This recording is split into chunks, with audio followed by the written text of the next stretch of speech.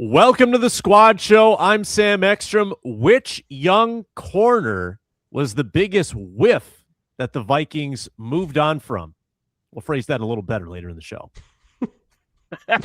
Luke Brown, Locked On Vikings. Lord, please grant me the pettiness of a Hall of Fame voter. Hey, this is Arif Hassan with WideLeft.Football. I'm in Mobile, Alabama for some reason for like the 8th consecutive year. Still don't know why. I'm Reggie Wilson, and please do not rely on me for any draft analysis. Skol! It's the Viking Squad. Everything Minnesota Vikings, every week. Breaking down all the big hits and game-changing plays from the land of 10,000 lakes. The way only the Locked On Podcast Network can. It's time to gear up. The Viking Squad Show starts now. Hello, welcome in Thursday edition Viking Squad Show, streaming live on Locked On Vikings, audio free and available on the Locked On Vikings podcast feed, wherever you get your podcasts. Hopefully it's with the #1 sports podcast network. That is the Locked On Podcast Network. Today's episode is brought to you by Prize Picks. Download the Prize Picks app today. Use code LOCKEDONNFL to get $50 in lineups after you play your first $5 lineup. Before the show is over, we discussed the Daronte Jones departure to Washington, and in line with that, the cornerback group from last year. Why could the Vikings only succeed with veterans at corner? Why do they continually whiff on young corners? We'll dive into that. Plus, we rank the team's top free agency needs. And without Inman, no Luke Inman today, Reggie Wilson in for spin. We will have the Senior Bowl prospect of the day, courtesy of Arif Hassan. A little curveball for you. Get someone ready. We also, there's also a Bill Barnwell article this morning that I'm going to jump on these guys. We'll play a little Family Feud with that and a ranking that Barnwell put out there. This is probably worth a breaking news sounder. I think it's within the 72-hour statute of limitations on the sound. You pick a different set of hours for the statute of limitations like every show. Yeah, I'm the host. My rules. I like it. Daronte Jones. Keep everybody on their toes. Washington Commanders. The Brian Flores tree. It's branching out. It's growing a new leaf. Daronte Jones to Washington. Is any position coach, so for instance, Udinski goes to Jacksonville. He's like the hot commodity now, right? Everyone loves Grant Udinski. Maybe that was harmful. Maybe it wasn't. We don't know. Is it ever a big deal to lose a position coach? Does it matter at all? Arif Hassan, take it away. What kind of question is that? Does it? Okay. Are we going to notice? Are we going to notice that Daronte Jones is gone? Here's the deal. When small things, I shouldn't say small, when things like this happen, right, we don't have the ability to perceive what the changes are or how they've occurred. We can't identify the problems or opportunities it creates, but it matters. Like, it matters a lot. That's why they're paid. That's why they get hired. If it didn't matter, you wouldn't employ this many coaches on staff, right? And teams have been doing this continuously. Teams that love to save money, like the Bengals and the Raiders, would employ fewer position coaches if position coaches didn't matter. They matter. The problem is, from the outside looking in, we can't detect who's making, what mistakes, what matters, whether or not, this position coach is doing these things well or these things poorly. We tend to blame the defensive coordinator, or we tend to blame the player themselves for not developing, and that may be accurate, that may be inaccurate. It matters, but not in a way that we're going to be able to accurately identify, next year and say, hey, these defensive backs, this safety, Theo Jackson's not very good. Is that Daronte Jones' fault, or is it because Daronte Jones left? I don't know. It could be that the player it doesn't have the talent ceiling that we want them to have. It could be that Brian Flores lost his fastball, or it could be because Daronte Jones left. We don't know. It matters, but we don't know kind of our own ability to gauge how much that matters. It's just like as if they changed their nutrition program. We might be able to see at the edges some changes in injury rates, but we may not be able to see stuff like the players are not getting stronger, they are getting stronger. We may not be able to see, players getting a step faster or a step slower, but the nutrition program may be the reason. We just don't know that. See, it's the position coaches. If you go to practice and you watch those training camp practices, or during the regular season, you're watching the the regular season practices. It's the position coaches that are dealing at a drill level, at a rep by rep level with the drills. So they have the most say on technique. They are the ones who make the first adjustment. Get your steps right. Your back pedal sucks, right? Like turn that shoulder differently. Why couldn't Daronte Jones, having that presence with the defensive backs, develop a young cornerback? That would be the knock on Daronte Jones, Luke Braun. Yeah, that was something I mentioned because David Harrison of Locked On Commanders was asking me about him, and I'm like, this is not a Devy guy. This is not what you're getting with Daronte Jones. And Andrew Kramer actually reported that like one of the biggest values that he provided to the Vikings was in the rotation coverages or the coverage rotations. All this crazy stuff of, Josh Metellus backing off the line of scrimmage and going into a deep half and all these crazy things that somehow worked out and putting those puzzles together, that Daronte Jones had a pretty big hand in designing that. So I wonder if you lose a little bit of that exotic creativity. I mean, Brian Flores, I'm sure, will still do plenty, but that's one brain that was helping do it that now isn't in the building. You have to figure it out. But I think to your first question of, when do we know that this matters? It's so hard, like Arif said, to figure it out with one guy. But we're now down 3 defensive assistants, right? Marcus Dixon's contract has expired. He's taking interviews elsewhere. I forget the name. Their safeties coach left in LSU. Cal, I think. Yep. Cal, yeah. And Daronte Jones. So you have none of your secondary coaching left.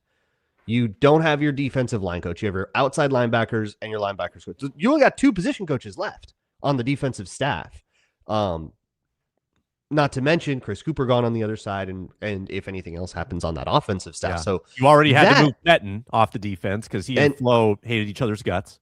And now he's retired anyways. Yep. So there's been quite a bit of staff turnover. It just kind of has slowly leaked out, and it hasn't come in like a wholesale, this guy's fired, that guy's fired kind of way. But I do think you're going to see an impact on that. Who knows? Maybe something will be better because they get a better O-line coach or something like that. But when it comes to Daronte Jones, it sounded like he had a pretty big schematic role. But I definitely agree that, like, I think this is team-wide. I think developing young talent has been a really rough go the entire time Kwesi and O'Connell have been here. And maybe that's because Kwesi's only drafting the worst players in NFL history, or maybe he's bringing in young, raw guys, and the coaches can't figure it out. And the added title of pass game coordinator, that alludes to what you said, Braun, like more of a defensive pass defense approach. That's not an offensive title, is it? It makes it sound like an offensive title. No, that's like coverage czar guy. Coverage czar. I like that. Yeah. Reg, do you think has enough been passed down from Brian Flores with his approach? Do you foresee Daronte Jones taking the key principles of this defense and bringing them to Washington? Do you think it will be a carbon copy when he indeed takes over with the Commanders? I can see it just because, like, you guys talked about it.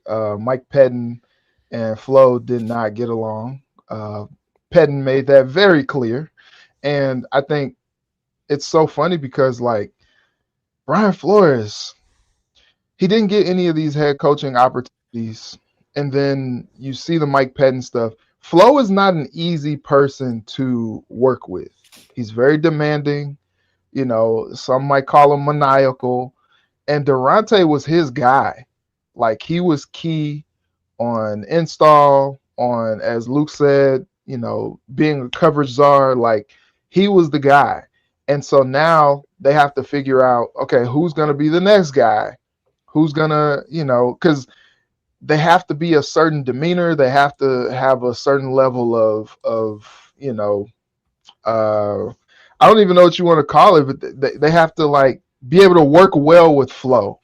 And so if they're not able to do that, then, now you're going to have some things that just from a continuity standpoint are not going to carry over from the last few years under Flo to next year. That's going to be the challenge. But then, to Luke and Arif's point, like, okay, if they aren't necessarily developing these corners, I think Daronte got the best out of the corners that they had, that they were playing. I guess. But That's like, fair. They hit I him. think, yeah, and I think so that alone kind of leaves a big gap and a big hole. And I think because he was such a chief lieutenant of Brian Flores, I do think that there's going to be some carryover to Washington, and that's how it goes. Like, all this Sean McVay stuff back when the Rams were bold and hired him to replace 7-9 perennial Jeff Fisher, and then the league just exploded. Like, oh, we want a guy off of Sean McVay's tree, and we saw last year, Stephon Diggs. Hey, stop running zero. When they were talking after the game, he was really frustrated. Made light of it, but like he had the Texans in hell that day against CJ Stroud in that offense, and so now as you say, the tree grows, and maybe Daronte, if he goes there to Washington and has some success, then maybe now you start to see more guys get plucked from the Flores tree, which is weird because then Flores doesn't have a head coaching job. So it's like, what is that really saying? But I think, follow me here, I think it's kind of weird because you brought up Grant Udinski. So now Daronte Jones leaves, gets plucked from the flow tree. The flow chart. I like the flow chart. There we go. Oh, Okay, there we all go. right. Okay. There you go. But then on the offensive side, Grant Udinski, he's the assistant quarterbacks coach or whatever, and then he's the offensive coordinator in Jacksonville. Now he's this hot name. Do you almost feel like Wes Phillips is like that last episode of Fresh Prince when he just like walks into an empty room and he just looks around like, dang, it's just me left here. Like you see other people get plucked. Grant Udinski is what, like 29, 30 years old or whatever, and like Wes is like, dang, like my dad is legendary. Bum Phillips, my granddad. What's up? The nepotism is not nepotism. Where's my nepotism? What's happening? That's more like a different episode of Fresh Prince where he's asking, why don't they want me? Yeah. Exactly. McCown Like saying the same thing. McCown and Phillips having therapy about this together. Well, McCown was like, a hot coaching name. He got like a couple head coaching interviews like a few years ago, and then the lack of development under Frank Reich and all that in Carolina, and then he's cast off and ends up in Minnesota. Like I think there's still a little bit more to be done there for him to get some nods. I did some canvassing here at the Senior Bowl about McCown because I was like, hey, how much of this do we think is a problem of quarterback development? How much do we think this is like quarterback coaching? How much do we think this like McCarthy's just like not that good? So I'm asking a couple of people, some affiliated with NFL teams, some affiliated with NFL teams that have maybe or maybe not worked with McCown, and some people who are outside of organizations, right? And pretty universally, people do not seem all that impressed with Josh McCown. When I say not that impressed, I am kind of holding back on the strength of some of the comments I've received.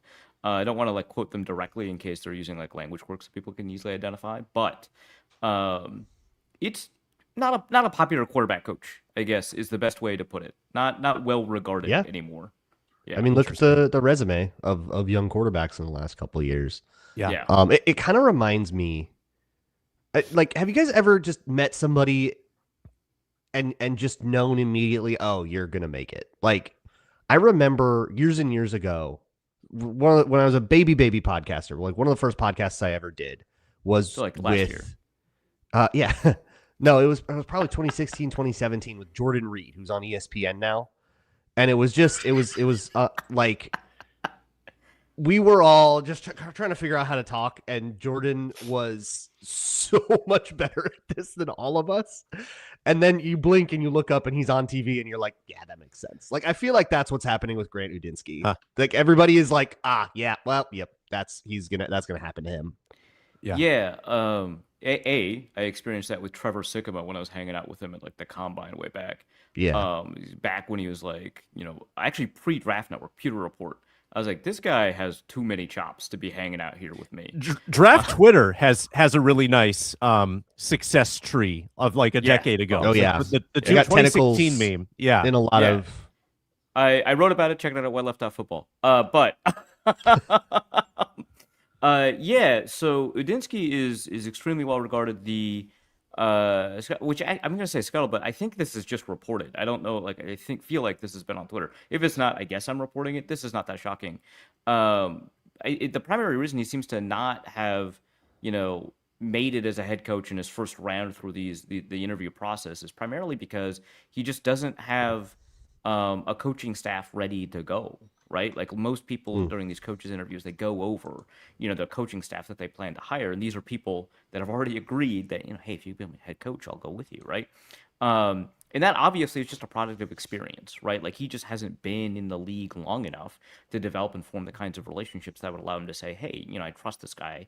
If I'm going to be a head coach, I could trust this guy to be my defensive coordinator. I trust that guy to be able to hire these guys as maybe defensive backs coaches, linebackers coaches, whatever. This guy's going to help me call plays, or this guy's going to help me design plays. This guy, he's going to be my mentor, so he's going to be like the assistant head coach, right? Like all of those don't just need to be identified. Those guys kind of have to agree that, like, hey, when you're in a head coaching interview, feel free to drop my name as somebody that could potentially work with you, right? And that's just an experience thing. It feels like, from my understanding, that people are pretty impressed with him.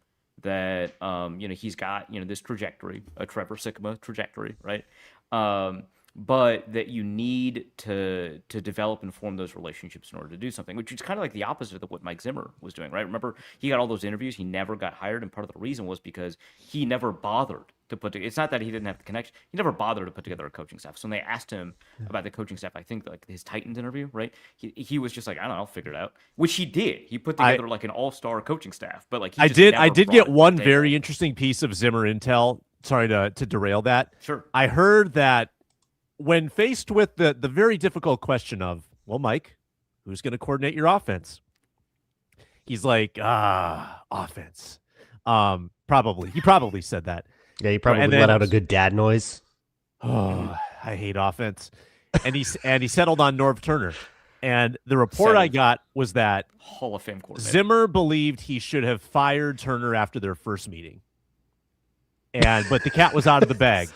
Like it was literally poisoned from the very first meeting because Turner and Zimmer were extremely hard-headed. Opposites kind of need to attract, I think, in these situations, and they were exactly the same, just on different sides of the ball. That's so strange. He's had such good relationships with the other offensive coordinators. Yeah, good point. The opposite thing didn't really work either. So to put a bow on the Daronte Jones bit, I wanted to end with this. I was listening to our Commanders squad show guy, Nick Ashu, who's very, very good. And he was saying that Washington has abysmal defensive personnel heading into next year. Awful. And it makes me Half wonder. Of them are like almost retired. I don't know, man. And maybe that's perfect for a Brian Flores style defense because Brian Flores can't have young guys. It's the linebackers, veterans. The corners got to be veterans. If you try to plug a young guy in, it usually doesn't work. It's a vet. You need to have X number of reps to understand these concepts and execute them. And I just am curious if this is a defense that travels to a different organization with different and possibly bad personnel, if it can be duplicated. It's like Ben Johnson couldn't do Lion stuff in Chicago. He didn't have the right personnel. I wonder if it works on the defensive side of the ball. Quick thoughts on that, Reggie. If you think that there's a very specific type of player required to be in the Flores scheme, which is why, as we'll get into next segment, they can't have young guys in that unit. Yes. I remember 2 seasons ago when the defense was balling out and we saw it and we were like, man, like this is so like just all over the place. It's chaos. And I remember we talked to Cam Bynum and he was talking about even like mid-season, talking about just how tough the defense was to grasp. Harrison Smith, even talking about how difficult the defense was to grasp. And Flo was kind of relying on guys like Harry to really kind of help, with all that they're doing on that defensive side. And they're still trying to learn this defense as they are running things. And so I think, honestly, KO and Flo kind of have like a similar thing going, I feel like, where they kind of need a certain caliber of a veteran player.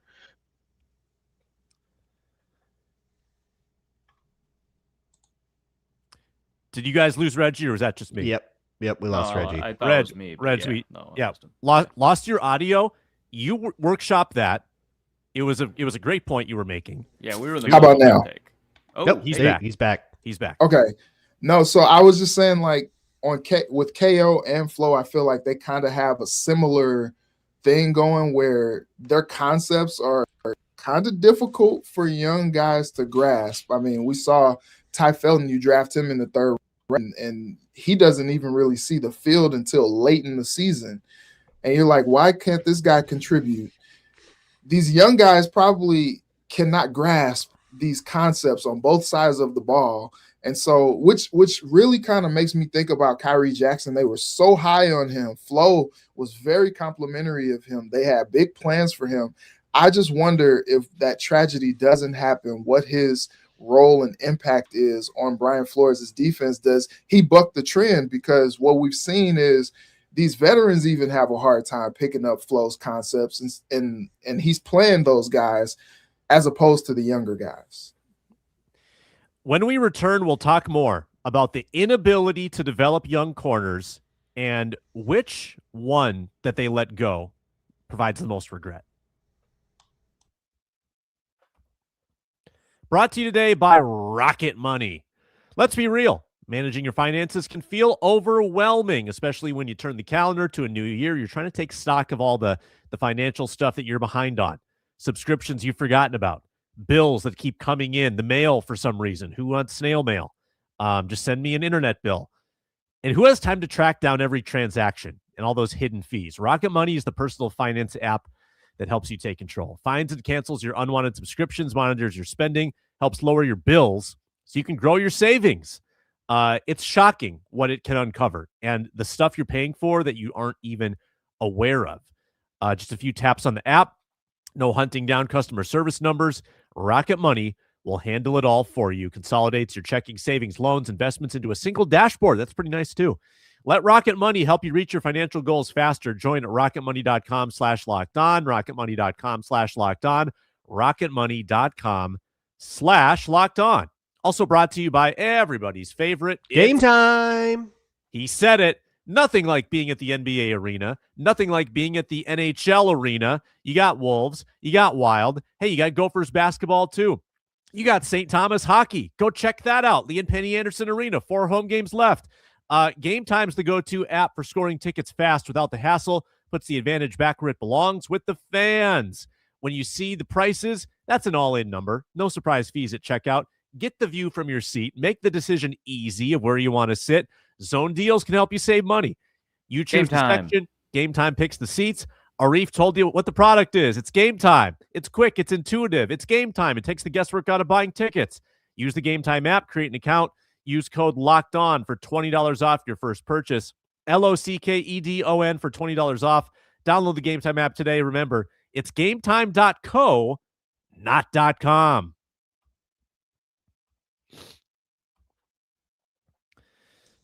Reggie, I'll give you a little inside baseball lesson. So when I do the Game Time read, it's customary for you to shout out Game Time during it. But really, at the you most actually can do it inconvenient. whenever. We've done it 20 minutes after the read. We've done Game it before. time. You don't have to worry about it. Yeah. So you're fine.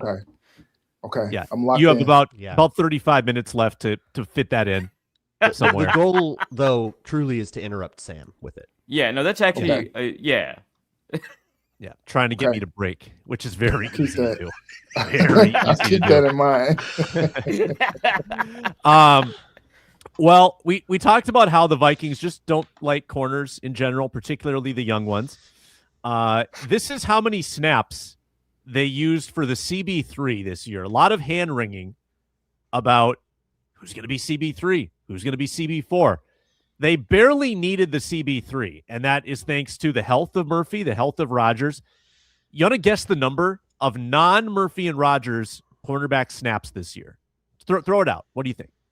350. What's it? Okuda plus Fabian Moreau, basically. And then a little sprinkling of Nudie McGlothern. Yeah, when he was on the active roster. 200. Reg? Split the difference, 300. Reggie Price is wins. Right. Reggie wins because he's 22 away. Arif was 28 above. It's 322. It's really like the Price is Right. Okay. Yeah. Just Hey, went you should over pick there. 201. Murphy and Rodgers are back next year, and it's a mystery beyond that. How do we assess their 2025 seasons, Luke Braun? Surely this is the year. No,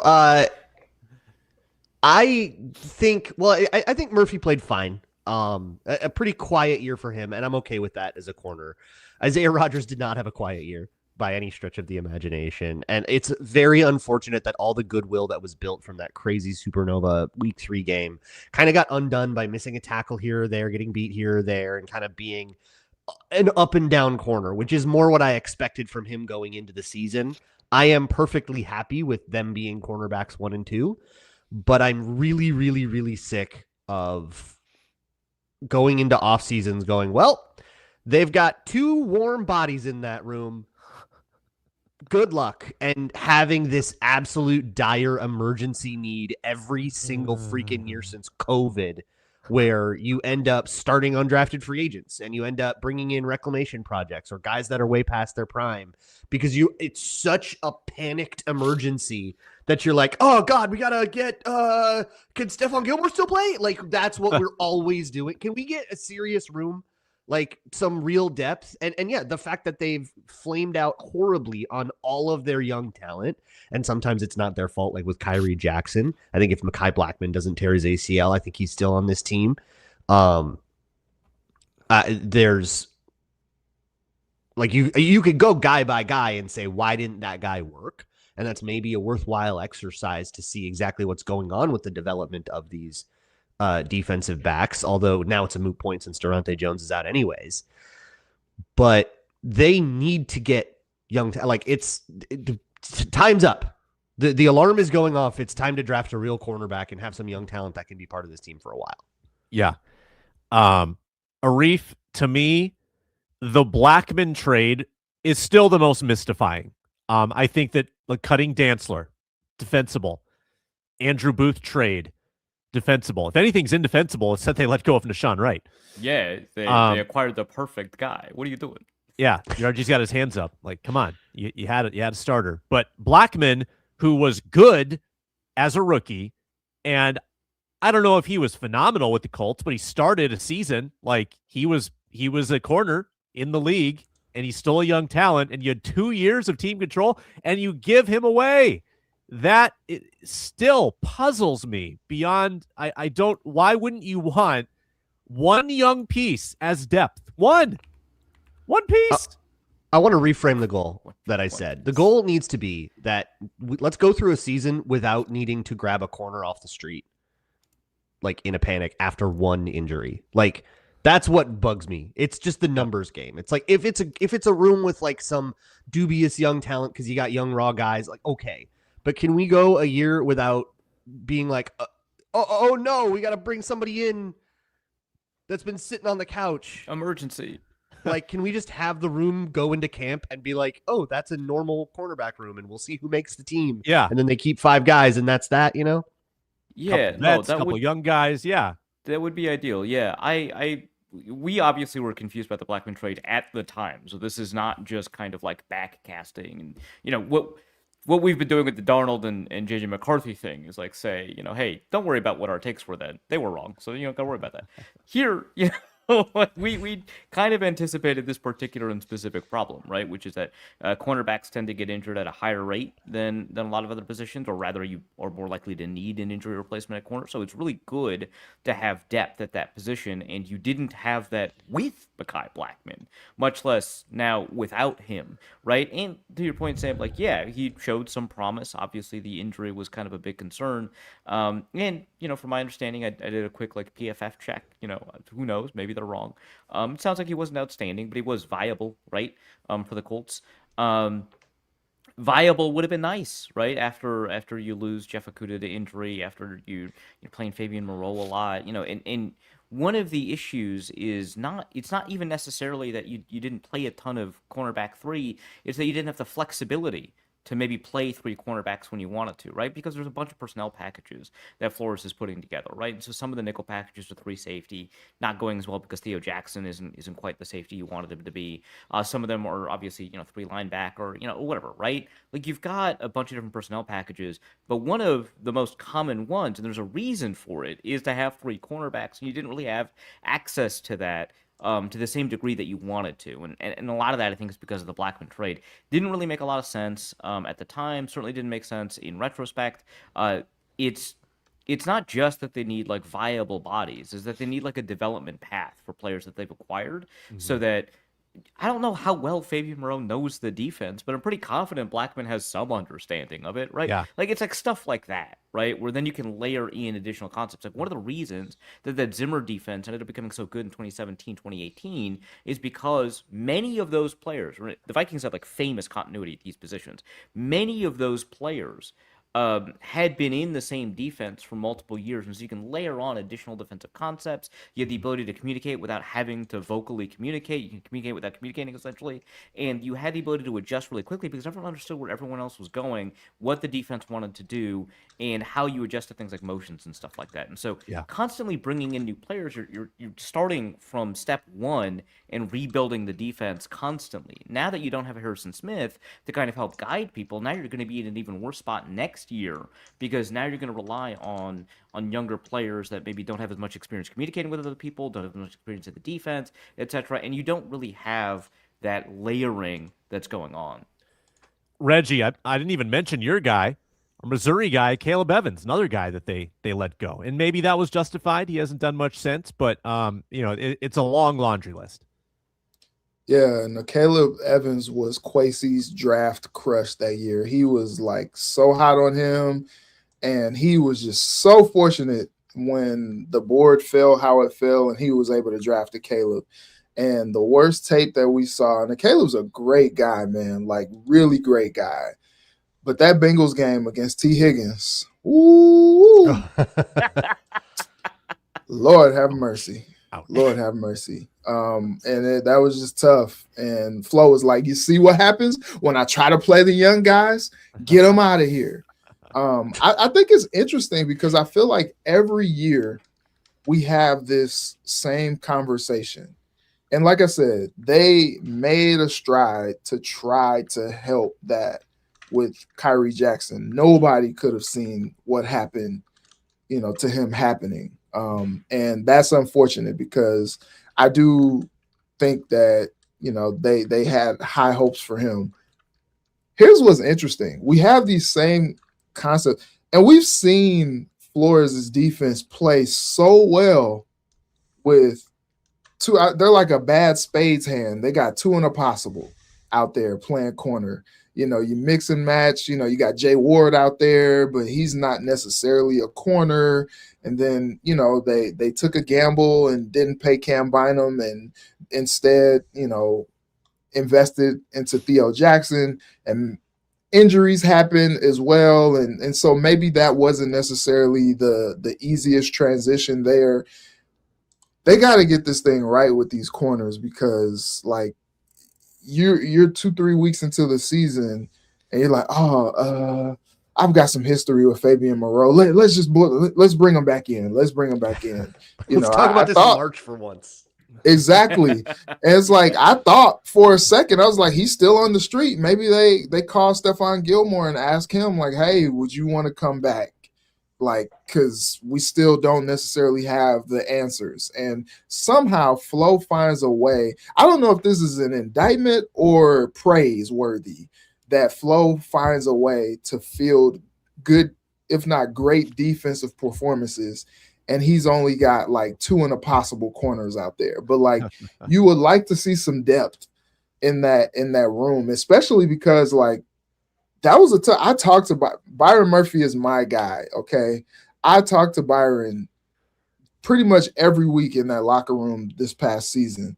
And he admittedly was like, yeah, this hasn't been like the best year for me. He was a late bloomer. It took it to the last several weeks of the season for him to even register his first interception of the season. He finished with 2. That all-world performance that Luke talked about, that was the only time Isaiah Rodgers got a pick this season.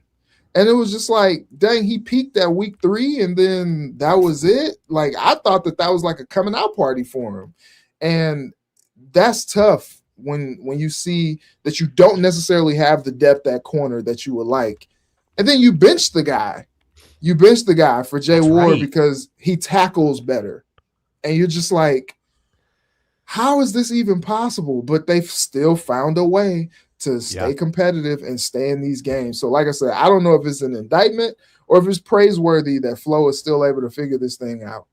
Yeah, speaking of tackling, Murphy and Rodgers, bottom 12 in missed tackle percentage this year. Gotta shore that up in the offseason. And where does corner rank on our free agency needs? We discussed that on the other side of the Viking Squad Show.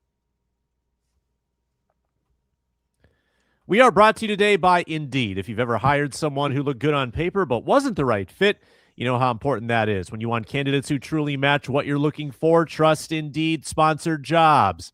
Hiring? Indeed's all you need. Stop struggling to get your job post seen on other sites. That's a hassle. That's a pain. Get it at the top of the screen with Indeed sponsored jobs. Reach the right candidates faster, because with Indeed sponsored jobs, you are 90% more likely to report a hire than non-sponsored jobs.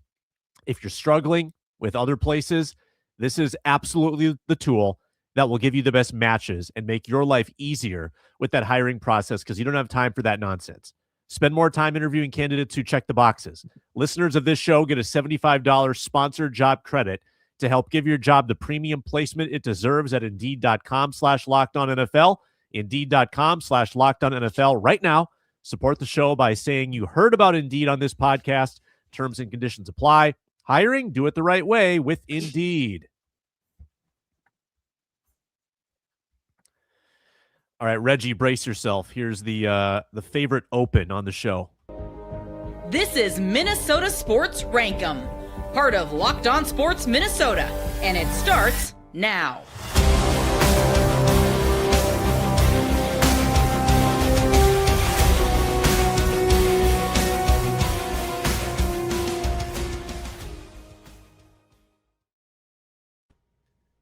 Wearing a superhero shirt, just, I dig it. thematically. I dig. Just vibing out. Top 5 free agency needs and where corner falls in it. Reggie, you're the guest. Why don't you start from the bottom? We will roll around the horn with our number 5s. Number 5s. Whew. Okay. All right. I guess top 5. I'm just gonna put 5. Jalen Naylor. Like not just like a group, but just him. Bring him back. Specifically. Just bringing back Jalen. Oh, can I do that too with someone? Yeah, just bring him back. Bring him back. I think that's a need. Also, it's crazy to say this, but tight end. Like I don't know what the plan is for Hawk moving forward. You got Josh there. Like I think you kind of gotta address that situation.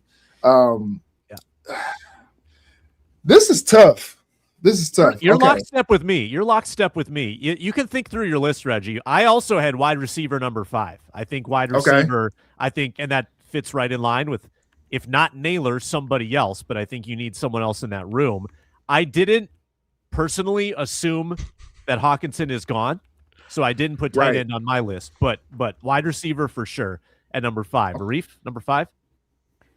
quarterback. I just feel like the Vikings obviously need to bring in a veteran of some sort. I'm not trying to replace JJ after 1 year of play, but rather the Vikings need to have a quarterback that they're comfortable starting a game that doesn't show up in August.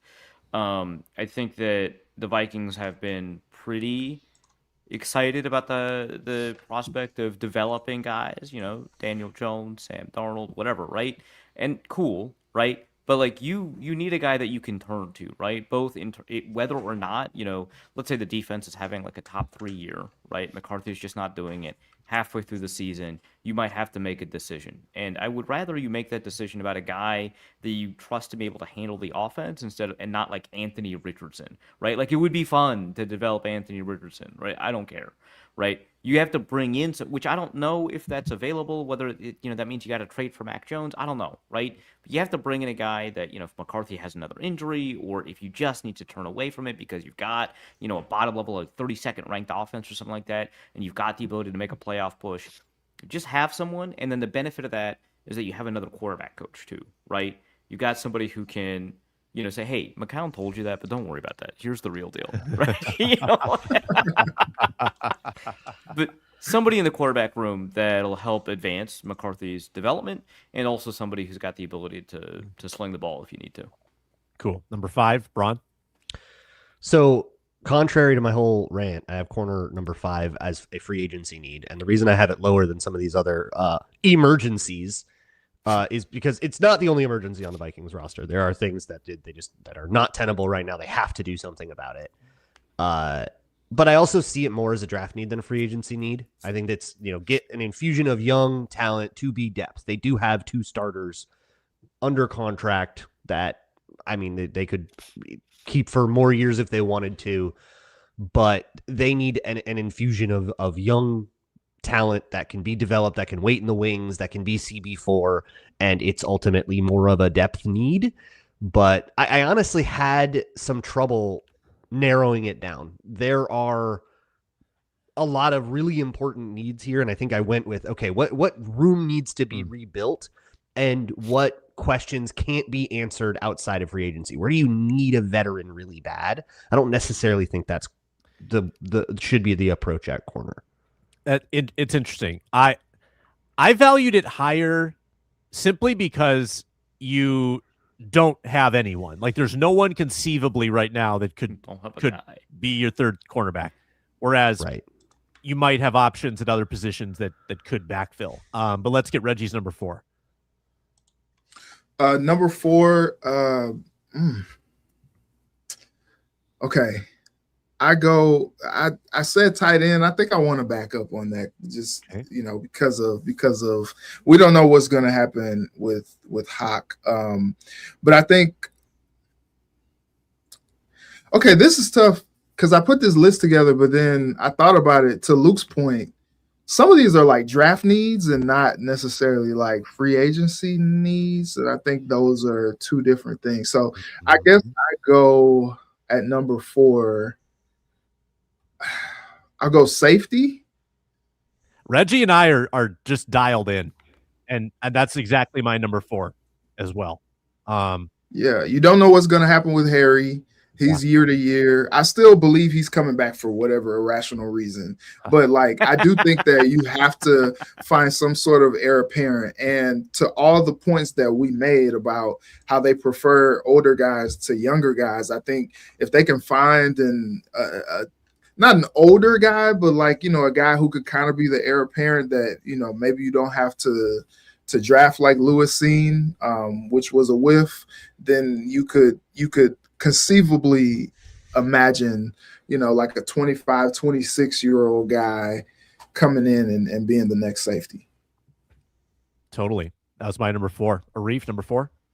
Yeah, I didn't make a huge distinction between draft and free agency needs. I thought about it when I was constructing the list, but I figured if you get as many needs as you can filled during free agency, it gives you a lot more flexibility and freedom during the draft. So, hey, if you find the next Pat Surtain, signing, CB3 is not going to really impact that decision. But this one was really tough. I was deciding because I felt like I needed to have quarterbacks somewhere on the list. So I had to decide between This one, the one I eventually picked, and linebacker, because I believe Eric Wilson is a free agent or something. I don't know. You gotta figure that one out. Yeah. So you gotta figure that one out, right? And Eric Wilson obviously better than Ivan Pace. Linebackers are important, but it's just not as important as this next need, which technically the Vikings just have locked down. But I think after they go through kind of restructures and cuts and whatever, you will need defensive tackles. You're letting go of either Javon Hargrave or Jonathan Allen or both, right? Jalen Redmond was a nice find, but you need kind of something additional there that's going to cost you a lot less than those two did, or one of those two did. Javon Hargrave did produce a lot of pressures. That's kind of nice, but obviously, he lost snap count for a reason. Jonathan Allen was pretty productive, but not to the level of his contract. The Vikings, were fairly effective against the pass, and part of that was the pressure that was produced by the interior. So I don't want to sacrifice that too much, but I do think reducing your pass rush productivity from the defensive tackles to increase your capability against the run would be pretty nice, right? And I'm not saying, Taki Taimani or Levi Drake Rodriguez need to be put out the pasture or anything like that, but I do think you can't just rely on them plus Jalen Redmond, plus one of those other two. I think that you need to add some more guys in free agency, at least to create some camp competition there. But it was a tough one between this and linebacker, who I probably would have ranked sixth. I probably would have put defensive tackle sixth for that reason, but we're only doing top five. I went with linebacker. They have currently under contract Blake Cashman and a guy they benched in Ivan Pace. Like outright, just stopped getting snaps. We're done with you. And two guys on futures contracts. That's the entire room. So that feels like a wee oo, help. Someone call 911. The room is my linebacker room. It hurts. And this is where I'm going to pull a Reggie Wilson and say, just get Eric Wilson back in the building. That dude was such a stud for the entirety of the season. He was an absolute demon on those blitzes.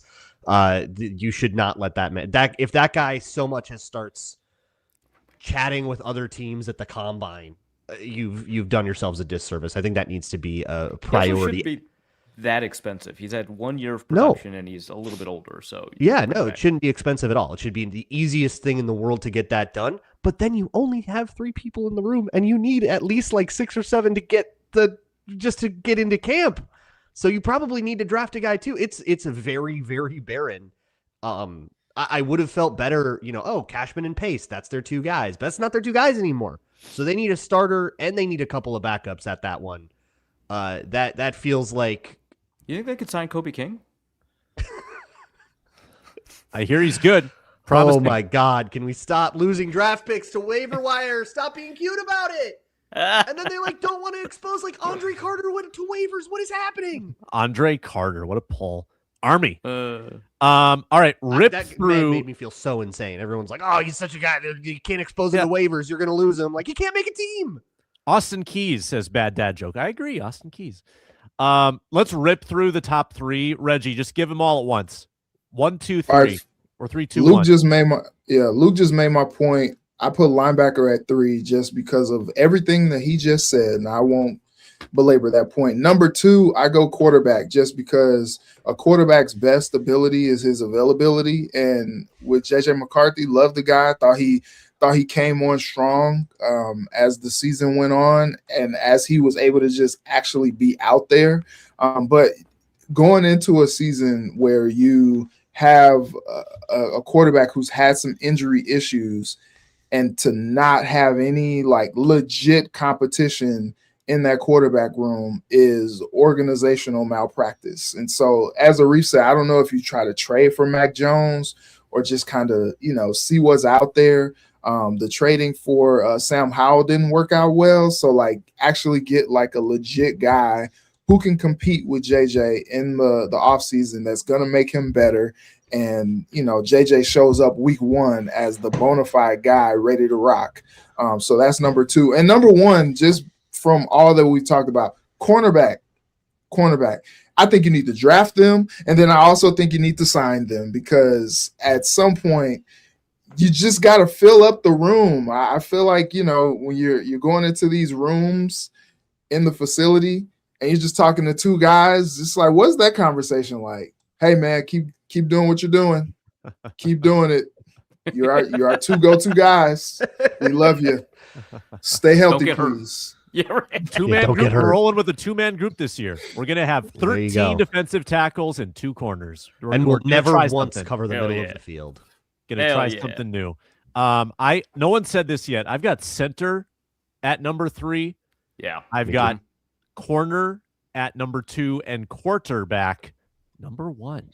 Quarterback number 1. Or Arif, top 3? Yeah, this is the only area where I decided that free agency and the draft kind of made a small difference for my rankings here. So number 3 is safety. I think a veteran or a draft pick there would be fantastic. 2, cornerback. You need more bodies. You need both free agency and the draft there. But number 1, center. That's the one area where I feel a little bit more confident with a veteran than a draft pick. You can swap any of these 3 around, but you absolutely need to acquire a center somehow, and it has to be somebody who's got the ability to handle protections. I don't want McCarthy has so much to focus on in order to improve. I don't want to add on top of that, figuring out all the protections on his own, right? In concert with the center, that'd be great. But like, you absolutely need to get a center that knows what he's doing, and I think you're more likely to get that in free agency. I haven't looked at what's happening in free agency at these positions, so maybe there's nobody available. But Tyler that's Linderbaum, kind baby. of where I'd want to go. So we don't buy Blake Brandel as the center next year. I would. I don't hate love it as to- a competition, but give him an offseason to learn how to snap. I 'cause those think were Blake bad. Brandel is a phenomenal backup offensive lineman to have. I just don't want him at center. Yeah. I got 2 of the 3 same as Sam. I have center at 3 for all of those reasons. I think we're all kind of in lockstep. We don't really expect Ryan Kelly back. I mean, it could happen, but whether it's his choice or the Vikings, everybody's got a reason not to do this. Bring him back. They should not avail themselves of that. Just morally, yeah. And then I have safety number 2. It's just that room is really barren. You've got Josh Metellus, and that's the only returning starter. I'm not counting Theo Jackson as a starter because the Vikings no longer count Theo Jackson as a starter. He got fully benched. And Jay Ward, those are the returning safeties. And then I got quarterback number 1, like Sam. I think that even though it's a backup job possibly, or like a competition job, it's not like a true blue, we need to get a guy to just slot in as a starter. It is, to me, the priority of the offseason is to get a plan so that if JJ McCarthy gets a hurdy boo boo again, you don't end up having to trot out the worst quarterback the league has ever seen, which happened twice last year. You can legitimately soft bench him this time. Yeah, you need that. You need the option to really lie to the press and lie on your injury reports, and you need to be like, you can't Brosmer this again. I know it was QB3 with Brosmer, but the scramble to get Carson Wentz meant they had to accept additional injury risk to their already like injury problem quarterback, and then that's how you end up with QB3. So get a real option in there. Get somebody to compete. Get somebody he has to beat in camp, and get somebody that can take over if he twists his ankle.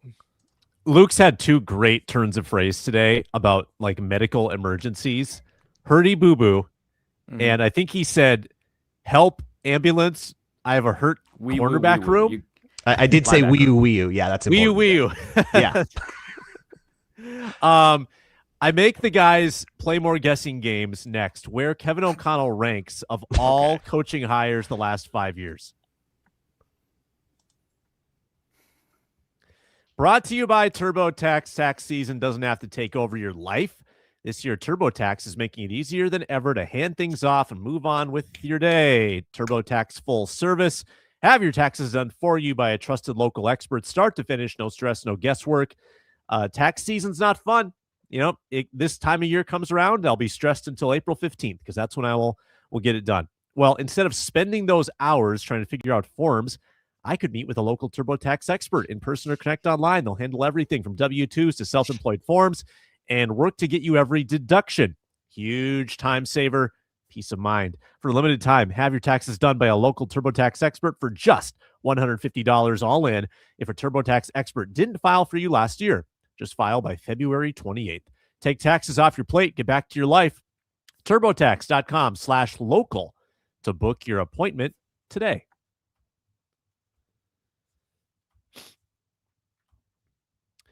And make sure to check out Luke Braun, Locked on Vikings, 30-minute daily dose of Vikings football.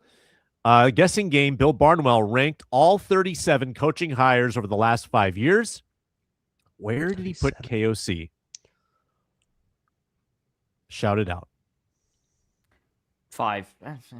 11. 10. I'll go 10. That's an Arif win. That's an Arif Hassan Ooh. win. Up Number there. 7. Number 7 is Oh. correct. And now for the Family Feud portion, who was better? Who was better? 6 answers on the board. You get 3 strikes. Of the last 5 years. 5 years. Who was better? Andy Reid. No, hires of the last 5 years. Hires. Of the last 5 years. D'Amico Ryans, right? Yes. Number 5. Number 5. Nick Sirianni was within the last 5 years, right? Number 2. Vrabes? We got to get Vrabes up there. Got to right? get Vrabes in there. Number 4.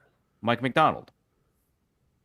Number 3. Which was just recency biasing The it like two crazy. Super Good job, Bowls. Bill. Yeah. 2 more. Well, I mean, the last 5 years, 2 of them just made this. It's 5 years. It's not that many that have Super Bowl. Yeah. Huh. They haven't had Last time 5 to years. flame out and get fired yet. We would have put Dable Is, on this list in 2022. Yeah. Did they put Liam Cohen on there?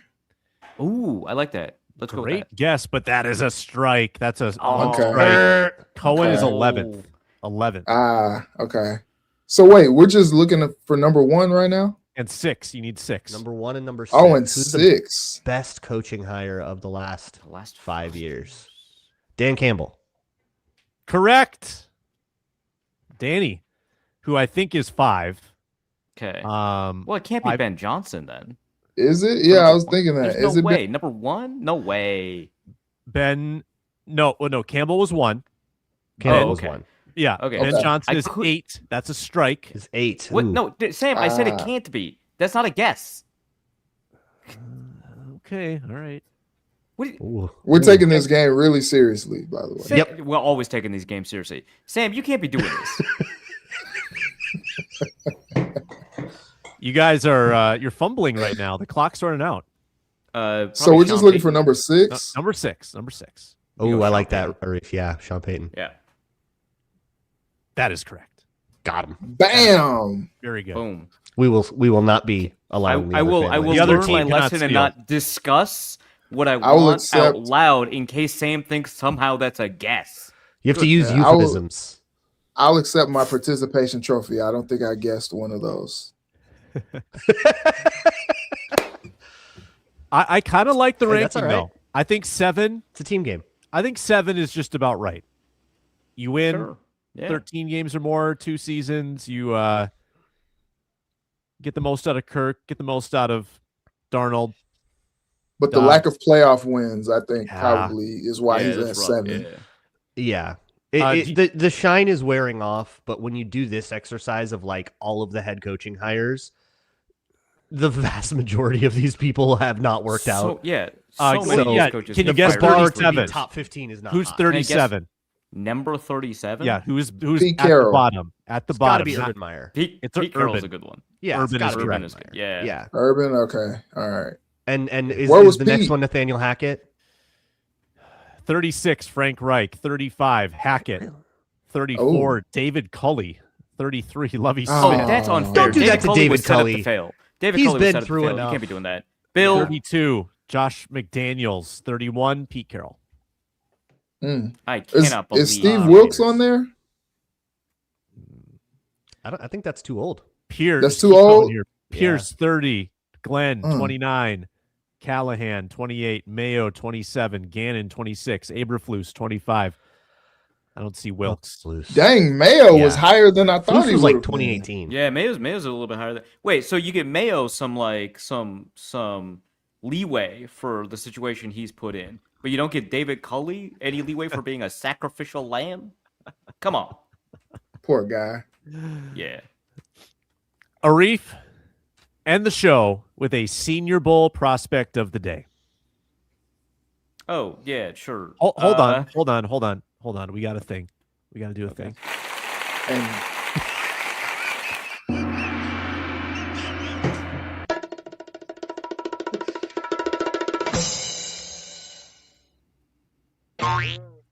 There it is. Fantastic. The John Carroll receiver. I was hoping you were going to say the Missouri Edge guy. He's been fine. Okay. Also, Magic Pineapple wants me to name a shrine guy. That's not gonna happen. He I have did a Senior Bowl, on really. Monday. He did on Monday. Yeah. What's his Magic's a name? huge Iowa fan. That's what's happening Yeah. there. What was his name? Ty Montgomery, right? The John Carroll receiver. So Tyreen Montgomery, the little board that showed us all the speed scores during the Senior Bowl, called him Tyree Montgomery. Very funny. No, he's been fun. I think he measured in at like 5'11". He was like a walk-on basketball prospect at LSU. Decided he wanted to play football. Did flag football for a while.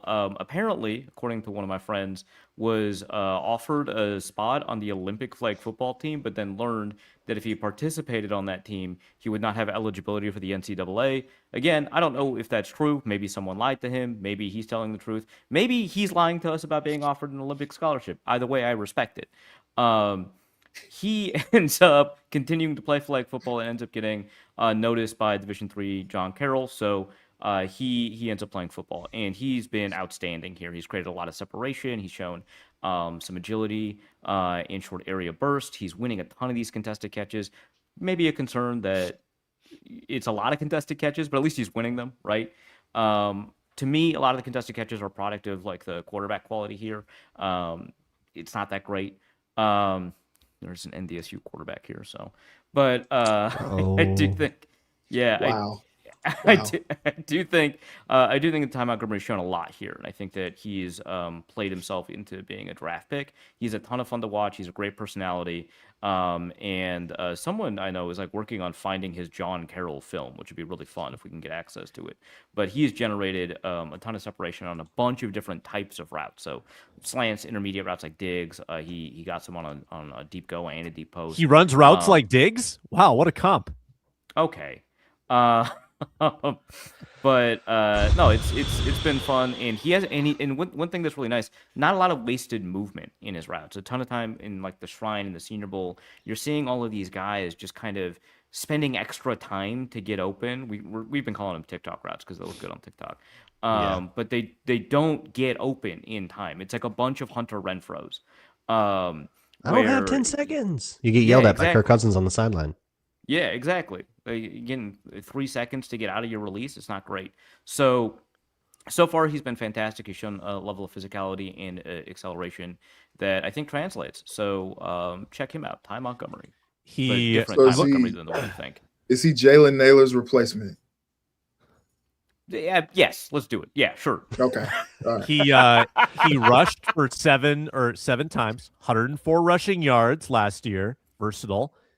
Let's check out his receiving. You're looking up John Carroll stats? 119 receptions, 1,528 yards, 15 TDs. Productive. Yeah, I think he set like an NCAA record of something regarding that, but Division III. Still, he was the whole offense. So He had 1, 2, 3, 4, 5, 6, 7 100-yard games, and one. Yeah, never mind. I was trying to come up with something with his carries. Not really that impressive. Yeah. Guess the nickname of John Carroll. the nick of John Carroll. Yeah, the nickname of John, the Like the mascot? mascot. Are they gonna be like the Angry Hedgehogs or something weird? No, that'd be fun. I think we'd know it because they're a pretty successful Division III program, right? So we'd know it if it was like crazy, like Banana Slugs or something. It is a euphemism for swearing too much. Are they the Blues? The Blue Streaks? Yes. Yeah. Oh, that's Martin Lawrence movie. pretty rad. Wow, I like that. Now let's see about this John Carroll guy. No, I probably won't. Probably No, shouldn't I'm look not that gonna up. dig into it. I I'll don't be wanna learn. disappointed. Yeah. Thank you, Reggie, for being here. We appreciate that. In for spin today, Arif Hassan, wide left, Luke Braun, Locked on Vikings. I'm Sam Ekstrom. I'm going to go take a lozenge and about 4 ibuprofen. Try to feel better. Thanks for watching, listening, commenting, and subscribing. We'll talk to you next time on The Squad Show.